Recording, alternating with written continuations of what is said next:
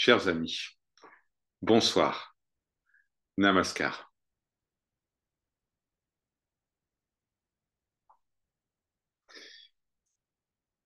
Il y a ici l'inspiration de partager avec vous une conversation entre Sri Nisargadatta Maharaj et un visiteur rapporté dans le livre de Robert Powell, Discours sur l'Éternel, et daté du 19 février 1980. Sri Nisargadatta Maharaj cite un poème de Guru Nanak, le fondateur de la religion sikh. Il dit: Ô esprit, que recherches-tu? À l'intérieur comme à l'extérieur, il n'y a que le un. L'intérieur et l'extérieur ne sont qu'un concept. Dès que le pot de terre qui porte le nom de Nanak est brisé, alors où est l'intérieur? Où est l'extérieur? Il n'y a que le je omniprésent. Sri Nisargadatta continue. Il dit: tel le parfum d'une fleur, tel un reflet dans le miroir, le sens d'être est ressenti dans le corps. Alors, abandonne le nom Nanak et dépose cette croyance d'être le corps. Réside simplement en l'être et tu seras libre. Après cette récitation, un visiteur prend la parole. Il dit: lorsque j'essaye de retrouver ma véritable nature, il me semble créer de plus en plus d'identités différentes. Maharaj répond: mais qui voit toutes ces identités? Une pensée produit d'autres pensées. Mais qui observe la première pensée? C'est ce que je veux savoir, Maharaj. Vous êtes le seul observateur de la première pensée. S'il n'y avait pas l'observateur de la première pensée, qui pourrait observer les autres pensées? Vous voulez dire que si personne n'observe les pensées, il n'y aurait pas de pensée? Exactement. Si vous comprenez cela, alors tout est accompli. Vous pouvez aller. Présenter, diffuser des concepts, c'est simple. Mais déposer tous les concepts, c'est extrêmement difficile et rare. Maharaj, comment enlever les pensées et les nouveaux concepts? Et si tous les concepts et toutes les pensées sont enlevés,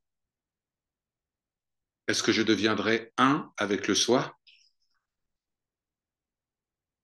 N'essayez pas de devenir qui que ce soit ou quoi que ce soit. Ne faites rien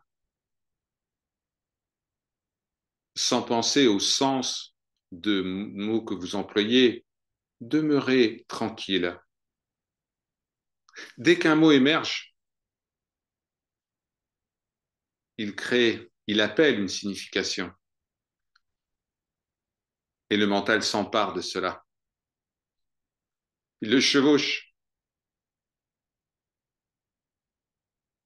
Vous accumulez les significations des mots et vous prétendez rechercher le soi.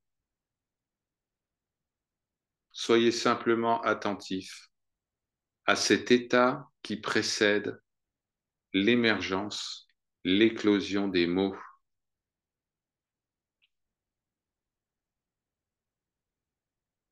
Est-ce que vous êtes régulièrement en compagnie de sages?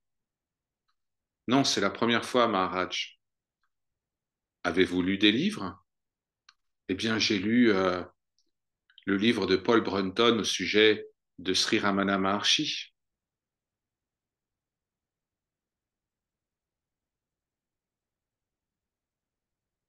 Votre cadre spirituel est prêt. C'est pour cela que vous écoutez les discours et que vous essayez de les comprendre. Plein d'autres personnes viennent se disputer avec moi au sujet des concepts. Ils sont remplis jusqu'à ras-bord de concepts. Le résultat est qu'ils sont incapables d'entendre ce que je dis.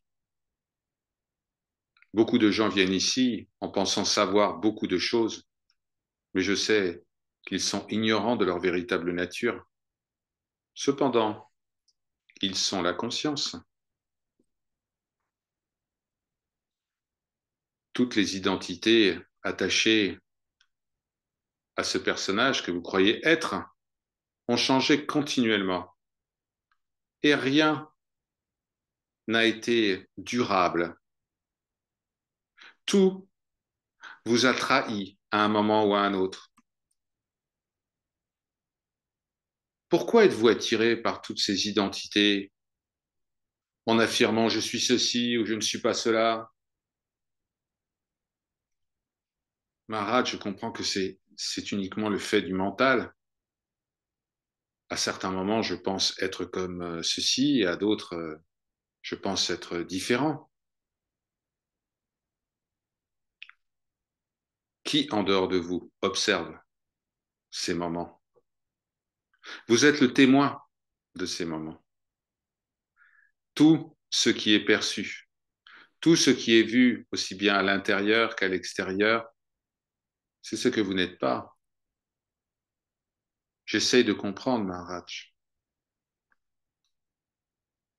Lorsque vous êtes en méditation, vous avez peut-être tendance à essayer de vous convaincre vous-même en disant, eh bien, je suis Guru Nanak, ou alors je suis le Seigneur Krishna. Mais toutes ces identités n'ont aucune stabilité. La seule identité stable est ce qui observe le ballet incessant des identités. Et vous seul êtes cet observateur, le témoin éternel. Prenez l'exemple de cet acteur dans Le Besoin qui joue le rôle du roi de manière si magnifique qu'il reçoit une tonne de compliments. Mais il n'est pas le roi. De même, vous n'êtes pas Guru Nanak, vous êtes l'observateur de tout cela. Tout ce que vous voyez et percevez est le jeu de Maya, l'illusion.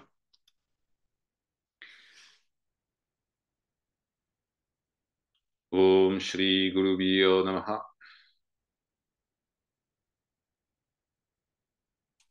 Par sa grâce.